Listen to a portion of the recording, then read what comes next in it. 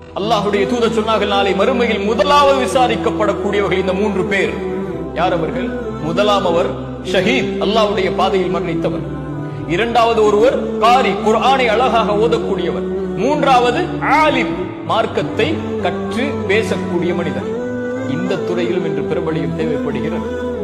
அல்லாஹ் அழைப்பான், ஷஹீத் ஏன் செய்தாய்? அவர் சொல்வார், யா அல்லாஹ், உன்னுடைய பாதையில் இறக்க வேண்டும் என்பதற்காக செய்தேன். அல்லாஹ் சொல்லுவான், மக்கள் உன்னை புகழ்ந்தார்கள், மக்கள் உன்னை ஷஹீத் என்று சொன்னார்கள், அதெல்லாம் சரி, நீ செய்தது அதற்காகவா? உன் உள்ளத்தை அறிந்தவன் நான். நீ பொய் சொல்லுகிறாய்.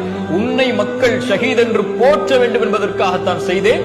யாரிடத்தில் யாருக்காக செய்தாய்? அவர்களிடத்தில் சென்று கூலியை வாங்கிக் கொள். காரி, குர்ஆனை ஓதினாய், எதற்காக ஓதினாய்? அவர் சொல்வார், யா அல்லாஹ், உனக்காகத்தான். பொய் சொல்லுகிறாய் அடியானே, மக்கள் உன்னை குர்ஆனை அழகாக ஓதக்கூடியவர் என்பதற்காகத்தானே குர்ஆனை அழகாக ஓதினாய். போய் பெற்றுக்கொள் நன்மை அவர்களிடத்தில். ஆலிம், மார்க்கத்தை கற்று பேசக்கூடியவர். அழைப்பார், அல்லாஹ், எதற்காக செய்தாய்? யா அல்லாஹ், உனக்காகத்தான் செய்தேன். அல்லாஹ் சொல்லுவான், இல்லை அடியானே, பொய் சொல்லுகிறாய், பொய் சொல்லுகிறாய். அல்லாஹ் பாதுகாப்பானார். பொய் சொல்லுகிறாய். எதற்காக செய்தாய்? மக்கள் உன்னை அறிஞர் என்று போற்ற வேண்டும் என்பதற்காகத்தானே. போய் பெற்றுக்கொள். நீங்கள் பெற்றுக்கொள்ளலாம்.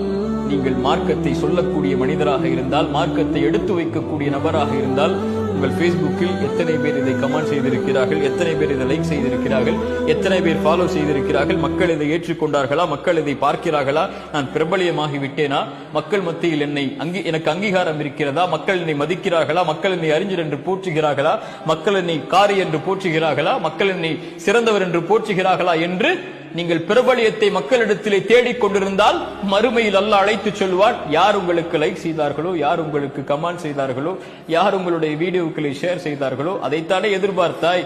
அவர்களிடத்திலே சென்று நன்மைகளை வாங்கிக்கொள். என்னிடத்திலே எதுவும் இல்லை, எனக்காக நீ எதையும் செய்யவில்லை என்று.